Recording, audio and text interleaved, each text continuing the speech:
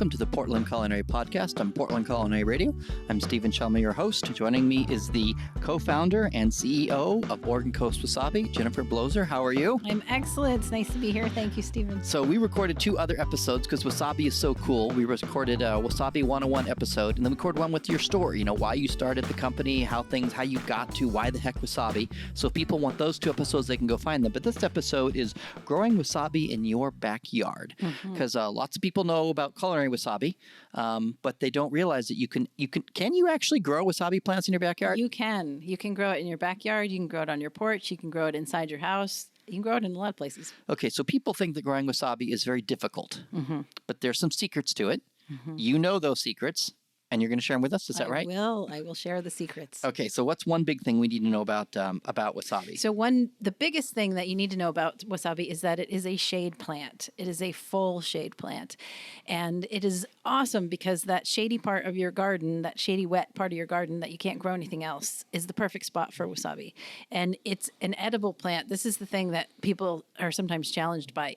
They're not used to thinking about things that are edible plants actually not requiring a lot of sun. And these plants really, really, truly require full shade. Yeah, when I was lucky enough to tour your farm, and there was a little bit of sun coming through one of your greenhouses, and the plant, the poor little plant that got that little beam of sun was withered. Because they wilt really quickly. With sun, that's almost like vampires. They can't handle the sunlight.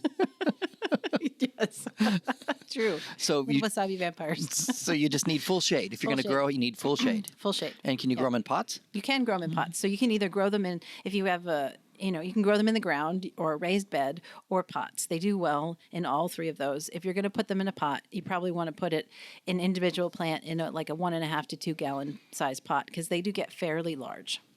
And then where in the United States can you grow wasabi? So we actually have shipped wasabi all over the United States, including Alaska and Hawaii, including Texas and Florida and Maine and Massachusetts. The Northeast? In the Northeast, in the Midwest. We have folks in Chicago, Kansas, Oklahoma. So the temperature, the plants are perennial. And what does perennial mean? That means they're not going to die back at the end of the growing year. So tulips, you plant them, they grow in the spring, they die in the fall. They're going to die back. So they're annual. Well, yes. They're annual. So they grow annually. But herbs, so basil, a lot of times like a basil plant will die completely. Okay, and you have to go the next year and buy a new basil plant. So wasabi doesn't do that. It just keeps growing. It keeps growing. And anyone who's familiar with kale is familiar with this. So, and not only is it going to keep growing year after year, but it's also going to keep producing edible greens. And it becomes a big tree in the backyard? No, it does not. That would be great, actually. A giant wasabi tree would be awesome. No, it doesn't grow. It's going to, at its maximum height, it's going to be about 3 feet tall with the leaves and the leaf stems. And it's also, the other thing about wasabi that people wonder, is it going to spread? Is it going to take over my yard? Like mint. Like mint, I planted mint in my garden as a kid, and it goes everywhere. Yeah. No, wasabi doesn't do that. It's going to continue to expand. The plant's going to grow, but it's going to expand really slowly. So you're going to have plenty of greens to eat, but it's not going to take over your yard. Gotcha. And then, so what did you say about temperature? So temperature, the plants like cool, moist conditions. And so if you have your plants outside and the temperature gets above 80 degrees, you're going to want to either try to move them to a cooler part of your yard, maybe underneath your porch, some place where you can keep them cool, or you can move them into the house. And then when the temperatures are going to drop, you can move them back out at night or keep them inside and then move them back out for good when the temperatures drop. If the temperatures go below freezing, significantly below freezing for several days, if it gets into the low 20s for a long time, for several days or a week, it's best to either try to cover them to protect them or put mulch on them or bring them inside. Because if the plants freeze solid, you're going to lose them. They're going to die. Gotcha. Okay, so you can have them in Minnesota. You just bring them in for the winter. Yep. And keep them, Minnesota, when it's snowing, it's fine. But usually it's cold, it's -5, and it's bright sun. So you'd have to make sure to keep your plants in the house out of direct sunlight. Out of direct sunlight. So don't put them in front of a window thinking, oh, this is a plant. It needs a lot of sun. Put them in the corner, that corner of your living room that's really dark and shady. Or put them in your bathroom, someplace where it isn't going to get a lot of direct sun. And we do have people and Chicago's a good example. We have some folks in Chicago who actually have their plants growing inside year round. So they don't put them outside at all. They just have them growing in pots in their living room. But if you're in a part of the country, like say the Pacific Northwest, or maybe some parts of California where it's a milder climate, you could even put them in bigger pots outside. Oh yes, and actually, we have them growing in half wine barrels in our front yard, and we have them underneath some maple trees, so they may get a slight bit of filtered sunlight, but they do fine. And our plants in Portland here have never been covered. So the last winter when we had all that snow and ice, we intentionally left them uncovered to see what would happen, and they did fine.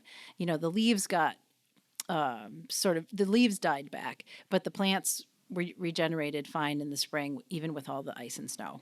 Okay, so I order a wasabi plant start, Warren Coast wasabi. Stuff shows up. I need to plant it in a pot and potting soil or a raised bed or just regular potting soil is fine. And the key is to keep it moist. So they don't like to dry out. And like lettuce plants, they will tell you, so they'll wilt. So you don't.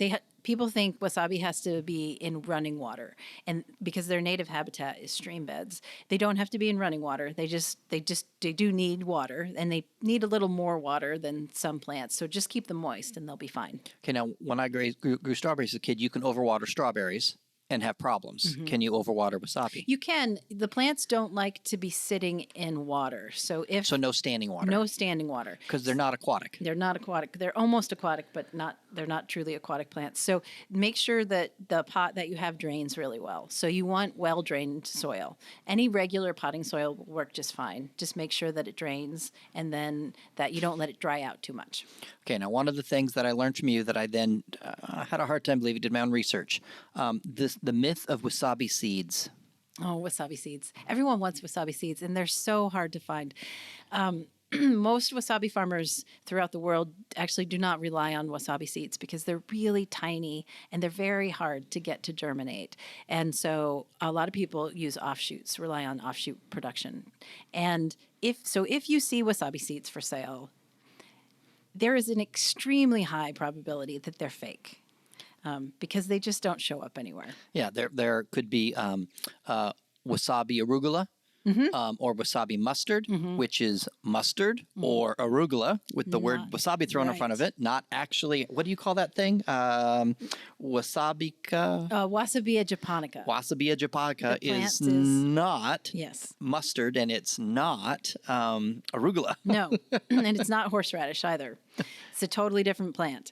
So, yeah, the seeds. And if you buy seeds that say that they are wasabi seeds, and when you get them, they should be tiny and black, tiny like the head of a pin and black. So if you get something that's pale yellow or tan and larger, it's probably a mustard seed.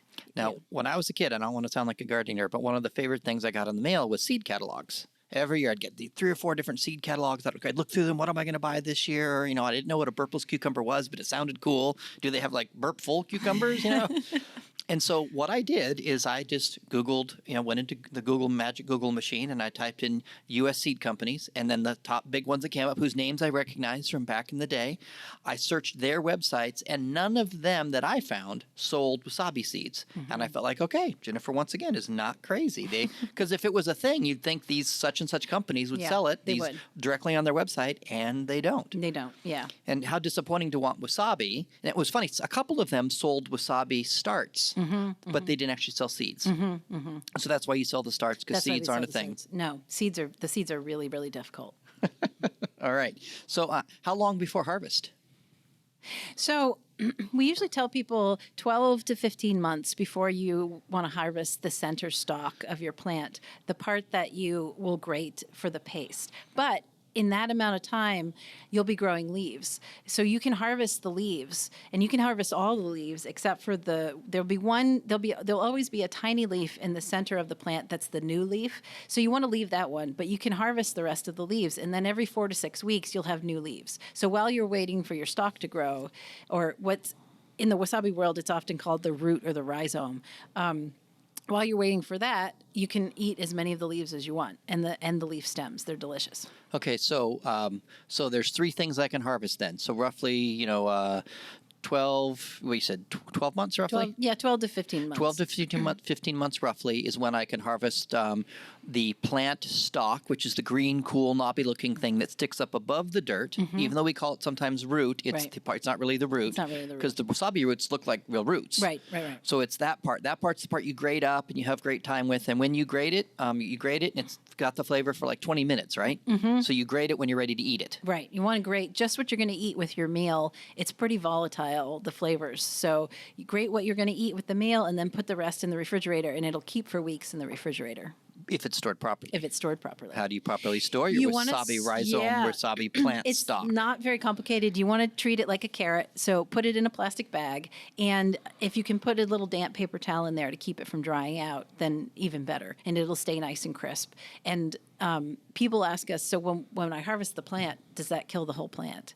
And it doesn't. And that's the magic of wasabi. So you harvest the plant for your stock. You're going to have a nice dinner with friends. And then what you do is at that point, you'll have a bunch of offshoots. So what you do when you're ready, so 15 months later, you're ready, you just yank the whole plant out. Yep. There'll be a bunch of offshoots. You break those off. You can plant those immediately. Yep. Start growing those. And then you take the plant stock, and that's the part you whack off and make paste or make cocktails or whatever you want to do with it. Right, exactly. Okay. Yep. But from the time I plant my plant start, how long before I can harvest leaves? It's so for the little plant starts, I would probably give those a month or two, at least 2 months probably. So about 8 weeks. But after yeah. 8 weeks, then I can whack off the leaves, Yep. the greens, Yep. and I can eat the greens. You can eat them, You yep. can steam them. You can do all kinds, saute them, do all kinds of things with them. I've had them in spanakopita. I've had them in lots of different actually things. A friend who just thinks your wasabi is amazing. So every time she gets a hold of it, there's a new thing I get to try. But then in addition to that, you can take the stem just below the part that's just below the leaf, kind of looks like thin, spicy celery, and people can eat that. No, yeah, and the whole plant's edible. Even the actual roots are edible. They're very spicy and they're very fibrous. So people don't use the actual roots very often. But the leaf stems or the leaf stems that are like celery are delicious, either raw or juiced or sautéed. Yeah. So, and it's funny if you wanted to make a juice for a cocktail, my advice, based on my experience, is not as much to juice the leaves if it's for a cocktail. Juice just the stems. That stem juice keeps preserved a long time. You just dump some of the juice into your vodka, and you can make a wasabi martini. Wasabi martini. It's beautiful and hot. It's spicy. And you can juice the leaves if you want. Some people, I'm not saying there's health properties with wasabi. You're not saying there's health properties with wasabi, but if you read, there sure seems a lot of people say there is. Yeah. So you can juice the leaves for health purposes if someone wants wasabi juice, the leaves and the stems. I was just saying there's a little bit of vegetal flavor when it comes to cocktails to mix with spirits when you do the Correct. leaves. See how much I know about wasabi know- that I you didn't know so know? much. I'm so impressed. So long You I didn't know even so like, much what the about wasabi. heck is wasabi? And now I'm like, know a little bit, enough I to don't be even dangerous. need to do my job anymore. Okay, and then, but roughly 8 weeks, I can whack off the leaves, whack off the stems, cook with them, have fun with them, and then 6 to 8 weeks later, there's more. There's more. And just keep doing it over. Keep doing that. Yep. over and and you're not over and hurting over. the plant at all. Yeah, and my favorite thing really is just to take the stem and treat it like a green onion, and I just kitchen shears and just snip little pieces into 15 bean soup or mashed garlic mashed potatoes. Now it's garlic wasabi mashed potatoes, and it works and it's I think phenomenal. that's a great way to use the leaf stems. Yeah, I think that's awesome. You can also just put them in a cocktail like a garnish. All right. See what else? Anything else we need to know? Now I know that you guys, if someone does, or they can get plant starts from lots of places, but if they get them from you, you send a real detailed, gardening thing, how to actually do it. If We someone's do. a gardener and wants the gardening stuff. Yep, we send a planting and care guide along with the wasabi plant starts. And I've read it and I understood it, even though I'm not the gardening nerd. But with your scientific backgrounds, once that really gardening, give me the gardening stuff that you provide it, plant an inch and a half in depth, blah, blah, blah, blah, blah. You have all that in that guide. Yep, that's all in the guide. And so yes, people can. What we sell are bare root starts, and that means they're not going to come with soil. They're not going to come planted in soil, and they come trimmed and they come ready to plant. So you can purchase those from our website, and then we're in the Portland area here. We're going to be at a couple of garden shows. So if people Every year, you're at something like you're at Hortlandia, you're at the Canby Garden Fair coming in the spring in April, and So at those sales, we actually sell potted plants. So if you wanted to buy a larger plant, you just come visit us at one of those sales. No, Bear Lake every year does an Adopt a Hop event where people can come buy basically hop rhizomes, hop starts. It actually looks like a hop rhizome looks like a woody stick. It doesn't even look like a plant. But you can only buy that a certain time of the year and plant it a certain time of the year. I don't know why that is, but wasabi plant starts, I can buy them all year long. Yeah. I don't have to wait till spring. I can order some in the fall or in October or June or December, and you'll ship them out and I can plant them. Yeah, it's because wasabi doesn't go dormant. So hops go dormant in the winter. And so there's a period where the plant has evolved to basically have its growth period during a certain time of the year, where wasabi, and that's why you have to protect it from the freeze. It never goes dormant, and that's why you can plant it at any time. Okay, so if I'm hearing this podcast since October and I want wasabi, I can just order plant starts and plant them. Yep. Even though it's not spring planting time. Correct. That is correct. You can have them anytime you want. And it's the dead of winter in January, I can still do it. You can have them then too. I love it. That's fantastic. All right. Well, I think we've covered help people realize, yes, you can grow wasabi in your own backyard. You can. And you get all the wonderful treats from it, all three parts of the plant. And the root's the fourth one, but I haven't had any roots yet. Not yet. I'm not that brave yet. So, well, thank you for joining us on the Portland Culinary Podcast. Had a great time. Thank you. All right. Cheers.